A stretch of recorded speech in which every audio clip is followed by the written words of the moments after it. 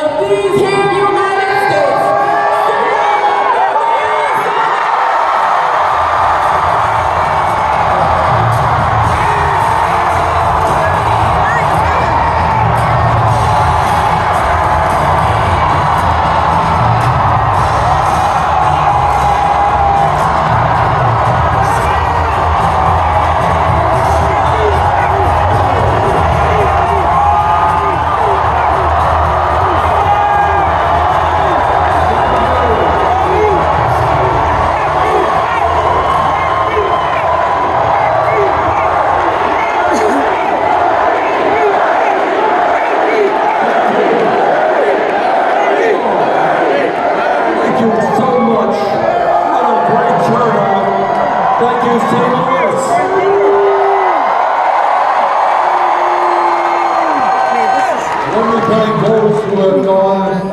Before Tonina and the band,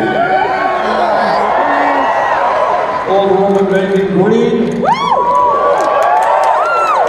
union activist Sarah Katz,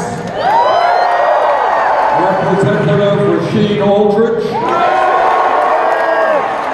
Tashora Jones, and last but certainly not least, Cori Bush.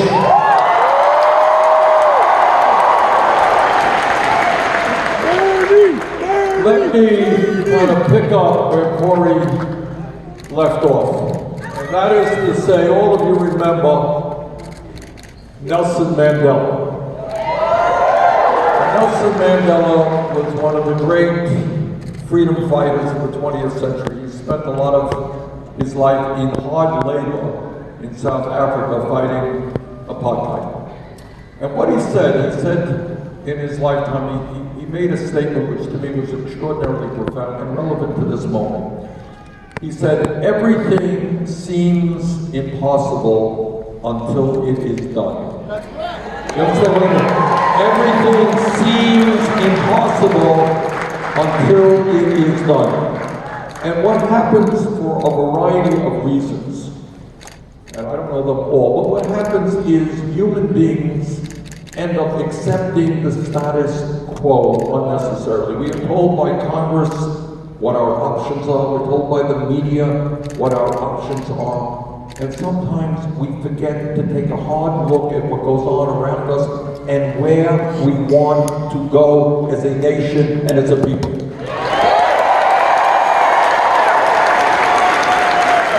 So what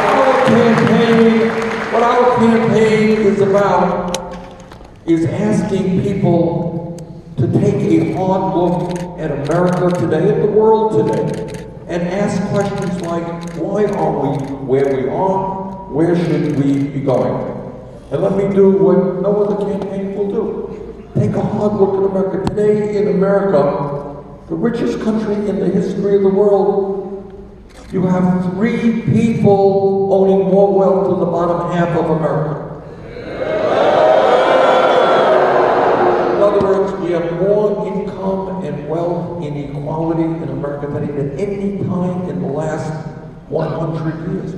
You got the top 1% who over the last 30 years have seen a $21 trillion increase in their wealth. Top 1% owning more wealth than the bottom 92%.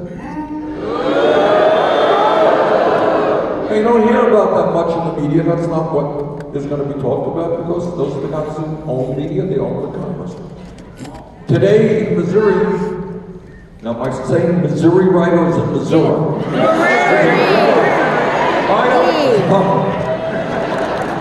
But here in Missouri and in my own state of Vermont, you got a lot of working people working 2 or 3 jobs. You got workers who are worried that they can't afford to send their kids to college. You got half of the older workers in America, people 55 or older. You know how much they have in the bank saved for retirement? Nothing! Now think about it. You're a 60-year-old worker in St. Louis or Kansas City. You worked your whole life. You're worried about retirement. You got nothing in the bank. Maybe you'll have $15,000 a year Social Security if they don't cut it. You're a working mom in St. Louis. Maybe you're a single mom. You're going to work today. Yep. And God bless the single moms in this country and how they survive.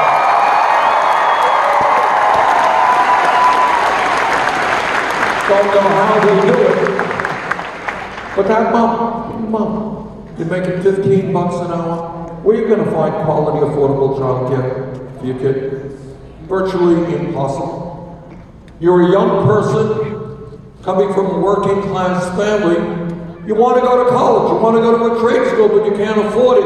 Your dreams being destroyed. Or maybe you made it through college and you leave school 50, 80,000 bucks in debt. You went to graduate school, maybe you're a couple of $100,000 in debt. That is the reality. I grew up in a family, didn't have any money, lived paycheck to paycheck. I know a little bit about that. And half of the American people in this richest country in the history of the world, half of our people today are living paycheck to paycheck. That ain't right. And if you are African American or Latino, then you got a whole bunch of additional hurdles that you got to overcome.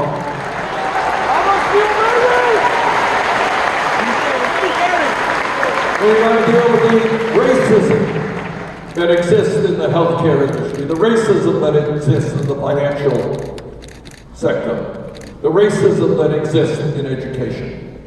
So if you're black in St. Louis, if you're black all over America, the likelihood is, not always, but the likelihood is, your kids are going to get an even worse education than white kids are going to get. So you got all of that stuff out there.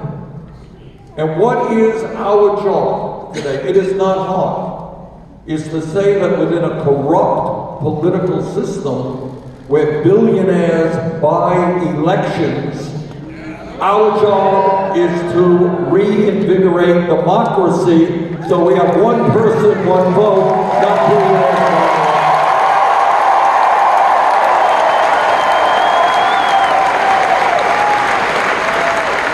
And that means, as Corey was just saying, it means to reinvigorate democracy, we need to activate our people. A lot of people in this country, this is a sign of a serious problem, have given up on the political process. They're out there working long hours for low wages, worried about their kids. They don't think anybody in Washington cares about them. And you know what? That's not totally untrue. So what our job is to bring people into the political process so that we can create a government that works for working families, not just the 1%.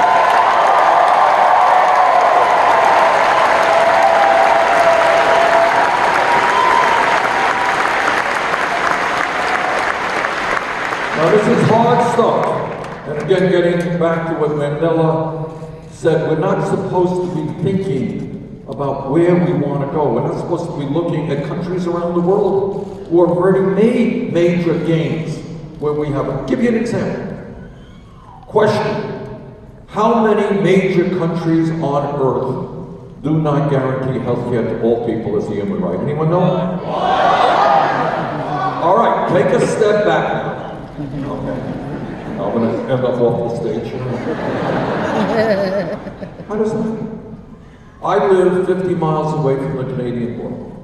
In Canada for decades, every person, rich, poor, middle class, goes to any doctor they want, goes to any hospital they want. If you end up in the hospital in Canada for a month, you know what is your bill when you leave the hospital? Zero. Yeah. It is, and by the way, in Canada, they spend half as much per capita on health care as we spend. Right? So we are spending $11,000 for every man, woman, and child for health care. And yet at the end of the day, we got 87 million people uninsured or underinsured. We have conservatively 30, and this is very conservative, at least 30,000 people dying every year because they don't get to a doctor when they should.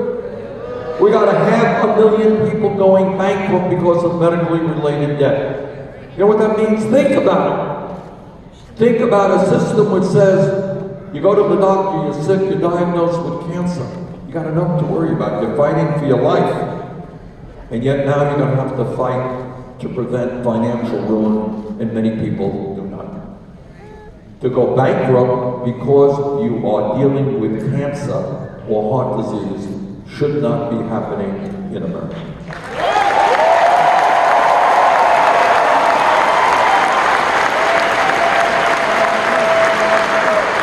And just look at the insanity dealing with this coronavirus, this very serious problem that we're dealing with in America, dealing with all over the world. Think about the insanity of a system where today somebody wakes up and maybe they think they have the symptoms of coronavirus.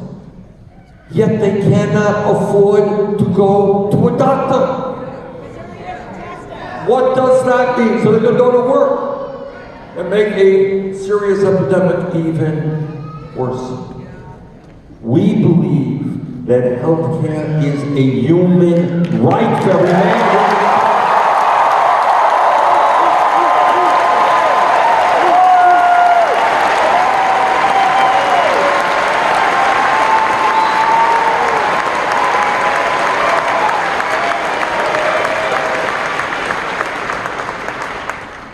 And we are prepared uniquely in this campaign to take on a healthcare industry that last year made $100 billion in profit. We are uniquely prepared to take on a pharmaceutical industry which in some cases charges us 10 times more for the same exact drug. So give you an example of the irrational. I want to get back to this coronavirus, which is on many people's minds. Trump's people were saying just a little while ago that, yeah, we're working on a vaccine. Hopefully they are. But this is how crazy it is. We couldn't guarantee that when that vaccine is developed, they couldn't guarantee that people would be able to afford it.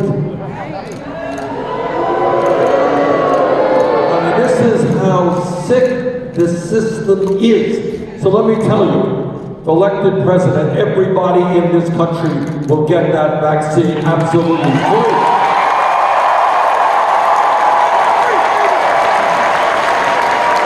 I mean,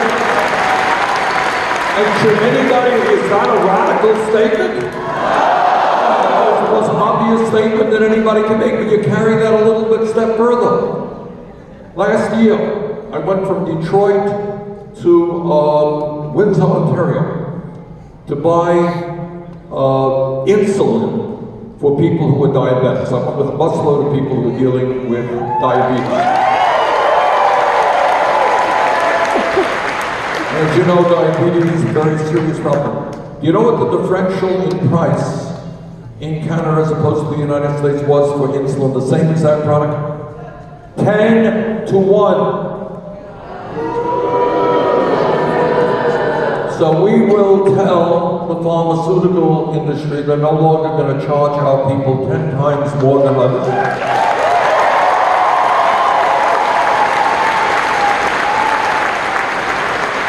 And we are prepared to manufacture that damn product to sell it to everybody at a price that is competitive.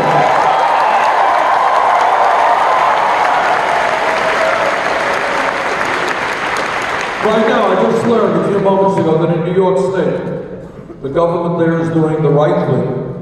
They are manufacturing disinfectants for hand washing to make sure that everybody will be able to get their Purell or whatever they need. And what they're saying is, they are telling the manufacturers today to stop the price gouging in their manufacturing. And we are prepared to say that to the pharmaceutical industry. Stop ripping off the American people.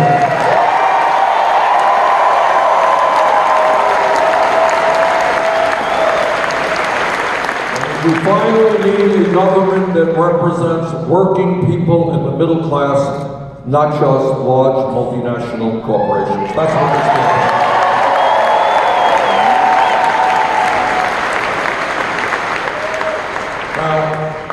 A lot of the media talks about, electability, which is an important issue.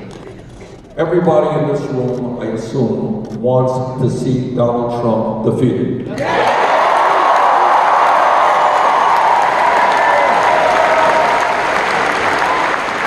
And the truth is that every American should want to see Donald Trump defeated because he is the most dangerous president in the modern history of this country.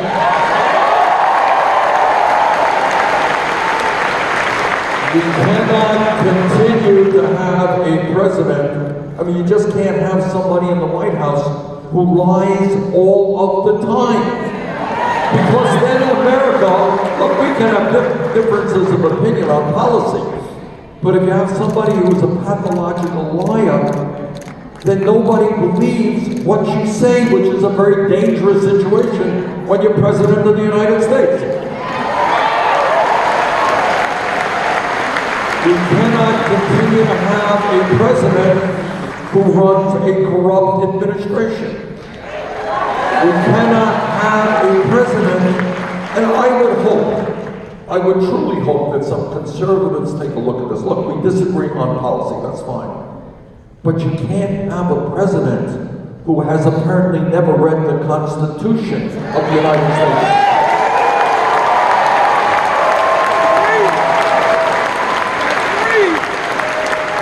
A president who does not understand the separation of powers in America.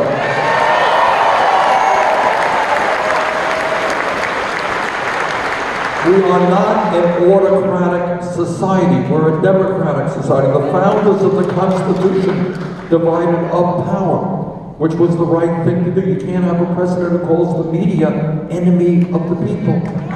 You can't have a president who attacks the judiciary, who attacks the Congress. Now, Donald Trump may not understand democracy, but he's going to learn about what democracy is about in November when we defeat him.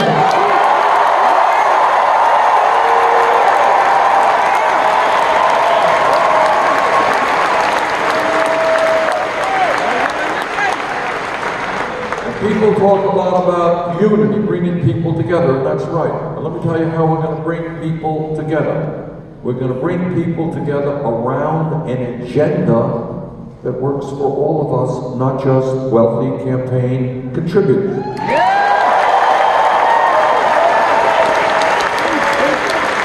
We're going to bring people together by raising the federal minimum wage to $15 an hour. We're going to bring people together by fighting for equal pay for equal work. We're going to bring people together by making it easier for workers to join unions, not harder. We're going to bring people together by rebuilding our crumbling infrastructure, creating millions of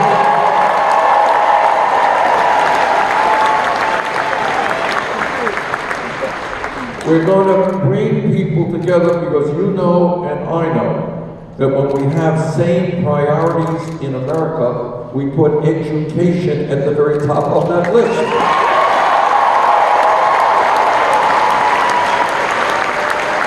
And that means that all of our children, black and white and Latino, Native American, Asian American, are entitled to a high quality education.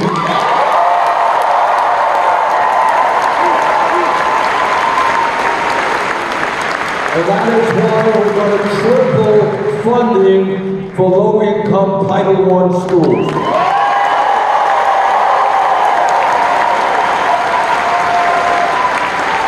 And again, I want you to think outside of the box. Ask yourself a question. How does it happen that in the richest country in the history of the world, we got school buildings all across this country that are crumbling? Kids can't even drink the water in some school buildings. We have teachers who have been great teachers for 10, 20 years. They're leaving the profession because they can't make a living. They're tired of taking money out of their own pockets to buy school supplies. all of that when we know there is nothing more important than educating our kids for the future of this country.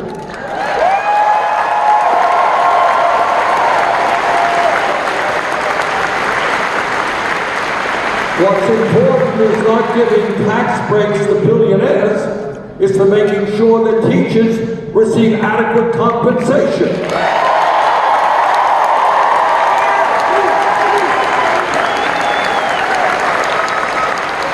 And that is why we believe that instead of giving tax breaks to billionaires and spending more than the next 11 countries on the military, we will pay our teachers at least $60,000 a year.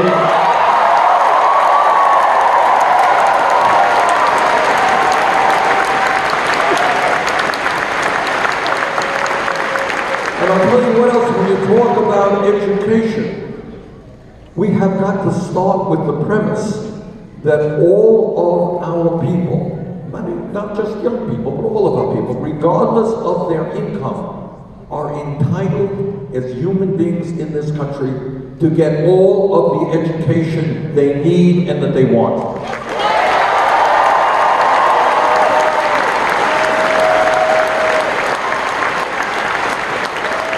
Does anyone think that's a radical idea? You know, 150 years ago, brave people said that they wanted a system in which all kids could get at least an elementary school education, a high school education free of charge. That was a major step forward 100 years ago. But right now, with the world changing, with technology changing, our position must be that we will make public colleges and universities tuition free.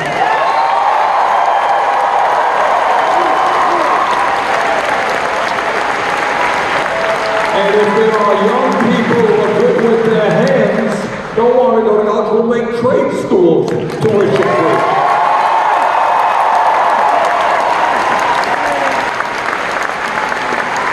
And again, thinking outside of the box. If we can give tax breaks to billionaires, if 12 years ago we could bail out the crooks on Wall Street, we can cancel all student debt in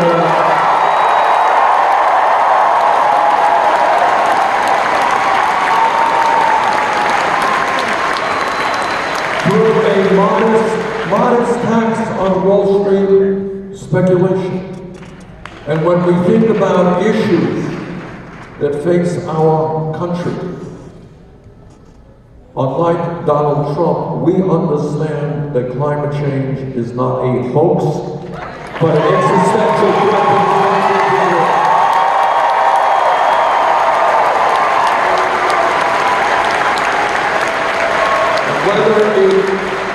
Whether it relates to the coronavirus or whether it relates to climate change, we believe in science.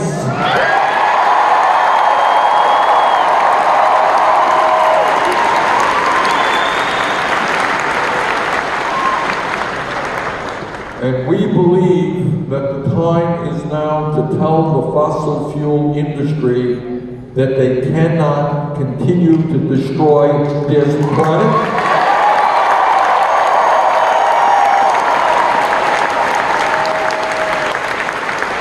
And that we will transform our energy system away from fossil fuel to energy efficiency and sustainability.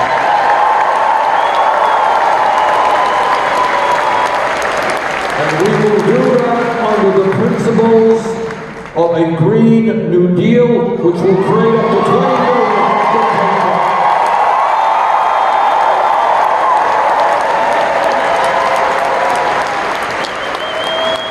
So put it all together.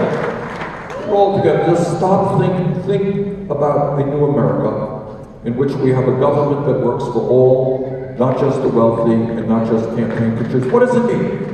It means that in the wealthiest country in the history of the world, where there's so much work to be done, we need child care workers, we need teachers, we need more health care providers, we need to rebuild our crumbling infrastructure, we need to transform our energy system. We have an enormous amount of work to be done.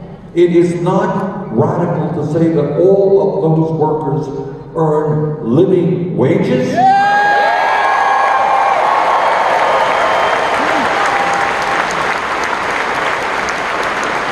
That all of our people get the education they need, regardless of their income, not radical. That the United States do what every major country on earth is doing, guarantee health care to all as a right.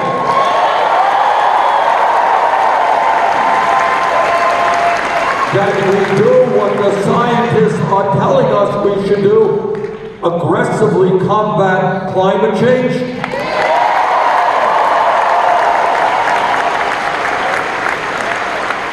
What is so radical and extreme about those ideas? Not only are they not radical and extreme, they are exactly what the American people want.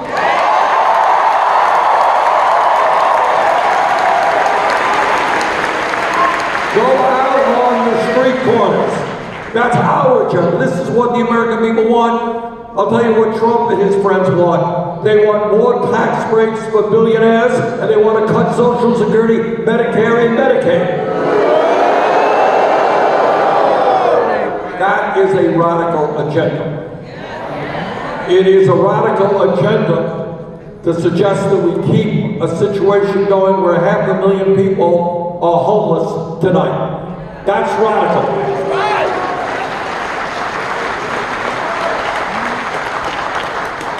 And our job is to think outside of the box. Our job is also to understand, and I know in Missouri you have dealt with this issue, that we need fundamental reforms to a broken and racist criminal justice system.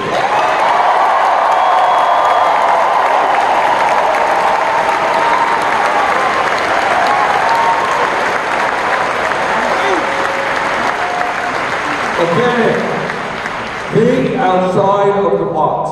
Ask yourself a simple question. Wealthiest country on earth. Why do we have more people in jail, disproportionately African American, Latino, Native American, than any other country on earth, including China, a communist authoritarian nation, 4 times our size? We have more people in jail today than China does. How does it happen? Let's think about it. How does it happen? Again, we don't talk about these issues. Today, as we speak, there are 400,000 people in jail who have not been convicted of anything. Anyone know why that's so? How do you end up in jail if you're not convicted? Okay, good. This is why you are arrested. Maybe you're guilty, maybe you're not.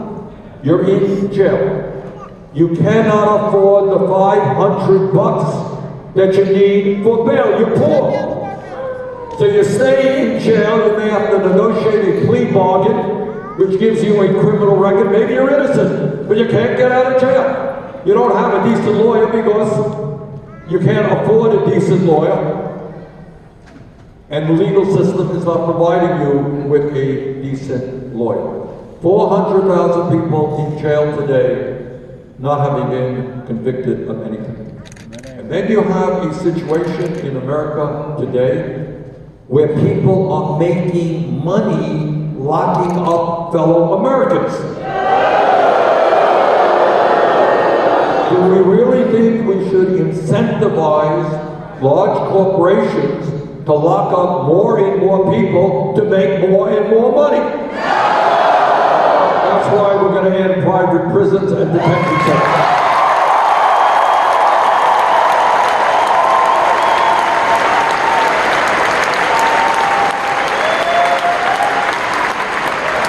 And we understand that if kids fall through the cracks, if there's a kid in St. Louis or Burlington, Vermont today who's dropping out of high school, as a sophomore or junior in high school. Kid has no education, kid has no job training. There is a strong likelihood that that kid is going to get into trouble or do self-destructive things. What we believe in is investing in our young people, making sure they don't fall through the cracks. Not that hard to do.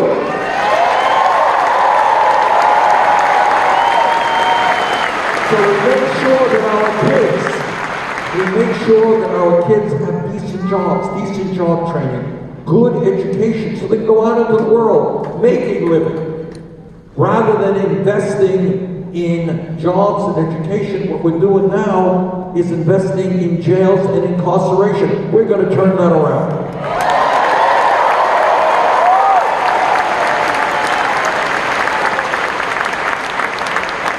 And I'll tell you what else we're going to do. We are going to end the very, very destructive war on drugs.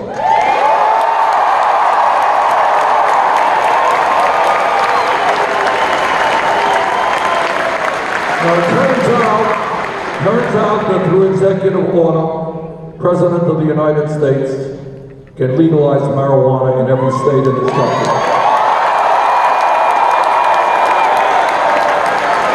That's what I will do. It also means that we've got to work aggressively to expunge the records of those elections.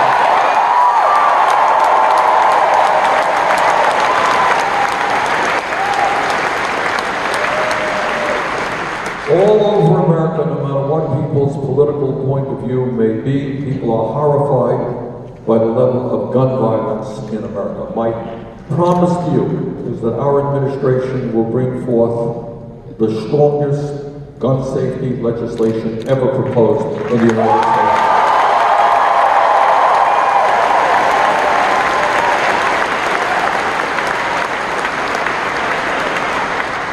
We will fight for universal background checks. People who have violent histories should not own guns, including domestic violence.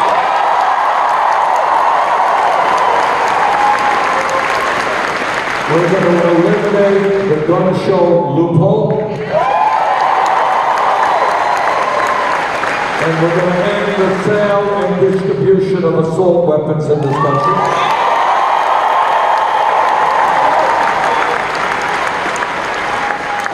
As a U.S. Senator, I hear a lot of speeches on the floor of the Senate from conservative Republicans who tell us they believe in small government and getting the government off the backs of the American people. And I say to those hypocrites, if you believe in getting the government off the backs of the American people, please understand that it is women who have a right to control their own bodies.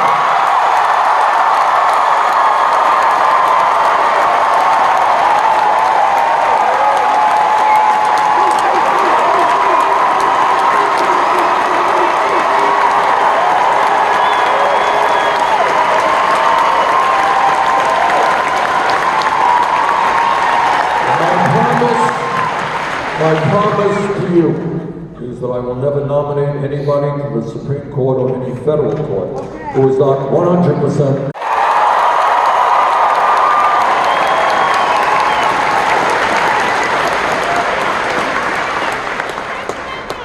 Trump and his friends want to cut funding for Planned Parenthood. And we've got some bad news for them, because we're going to substantially increase funding.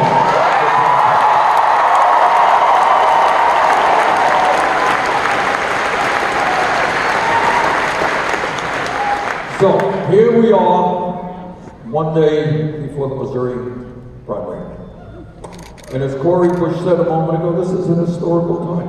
People don't realize it, but this is an historic moment. And it seems to me there are two broad issues that are on the minds of Democrats, independents, and some Republicans. Number one, which campaign is best able to defeat Donald Trump? And let me say without any hesitancy, our campaign together.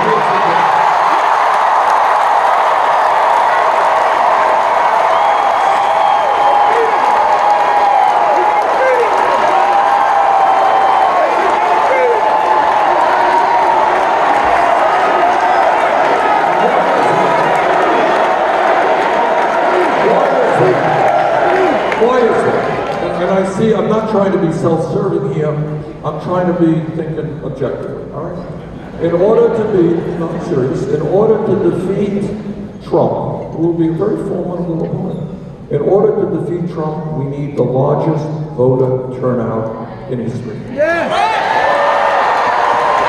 That is just a fact. And here is another fact. The other fact is that our campaign is the campaign of energy and excitement.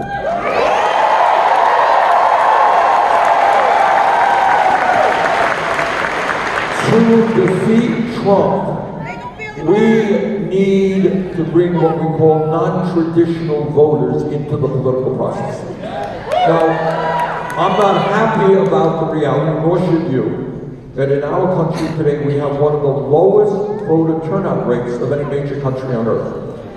Okay, it's very low. And I want to change that. But right now, that is where we're at now. We need to attract people who often do not vote into the political process if we're going to reach them. Not just the simple political reality. Young people in America are today the most progressive young generation in the history of this country.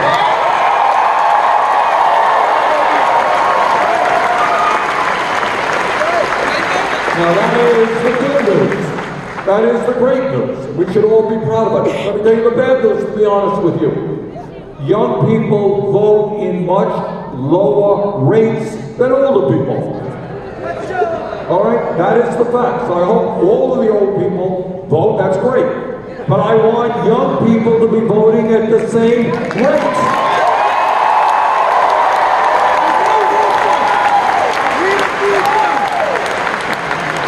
Now, every polls, you take them for whatever they're worth. Sometimes they're right, sometimes they're not. But what every poll suggests, and what every election suggests, we are overwhelmingly winning young people's votes.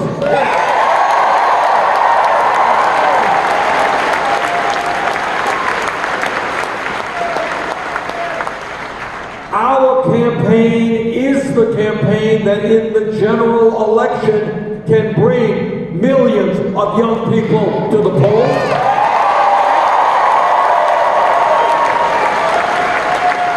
Which will not only impact the presidential election, it will impact Senate elections, congressional elections, governor's elections, all elections.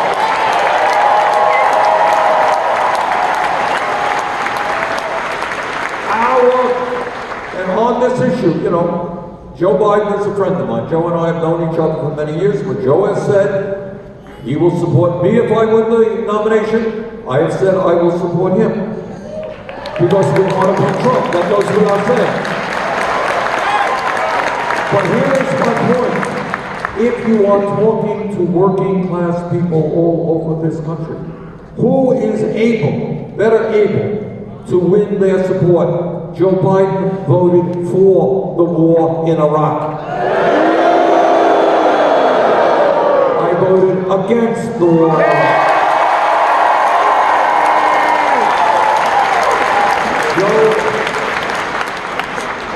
Joe Biden voted for the Wall Street bailout.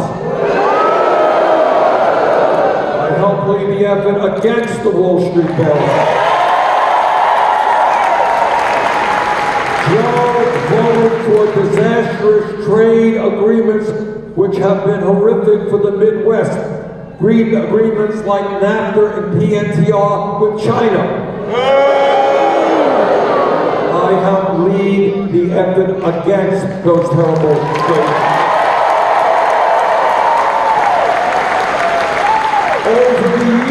Over the years, for a variety of reasons, Joe Biden has been on the floor of the Senate talking about the need to cut Social Security benefits. I have been leading the fight to expand Social Security.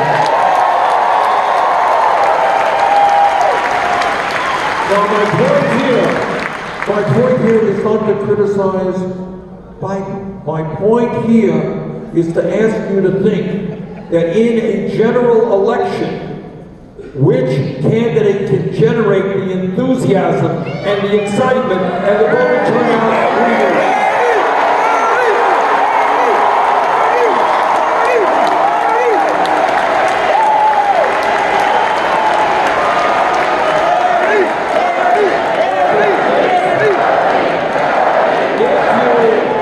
If you want to defeat Trump, which all Democrats do, a majority of independents and some Republicans do, we are that campaign. But second of all, what we also understand is that while it is absolutely imperative that we beat Trump, we've got to do more than that.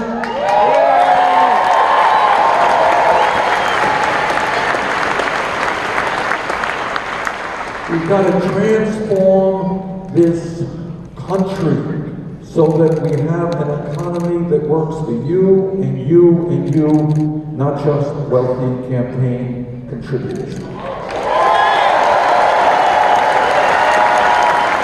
A government which says that what we need is a multi-racial, multi-generational, working class movement of people coming together for justice.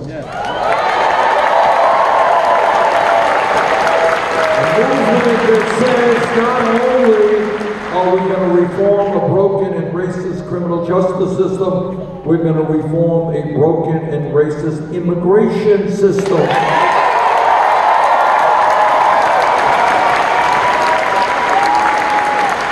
We do not believe in the demonization of immigrants. We believe in comprehensive immigration reform and a path toward citizenship.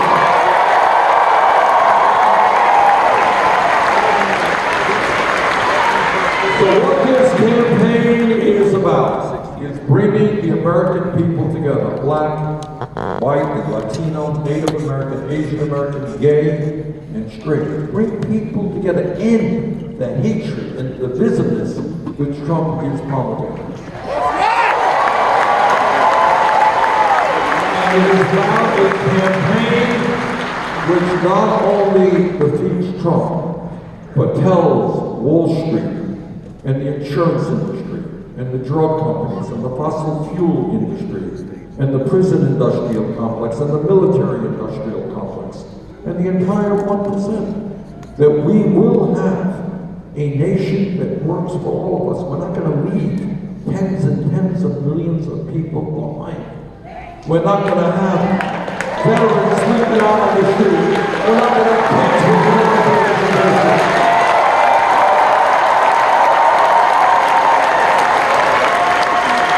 We're not going to have older people unable to survive on inadequate Social Security numbers. But instead of denying the reality of climate change, we are going to lead the world in transforming our energy system.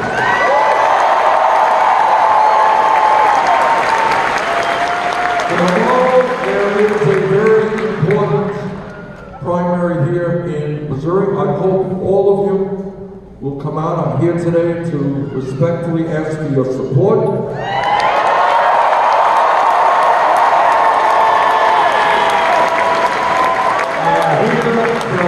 To bring out your friends and family. Let's have one of the largest voter turnouts in the history of the Missouri primary.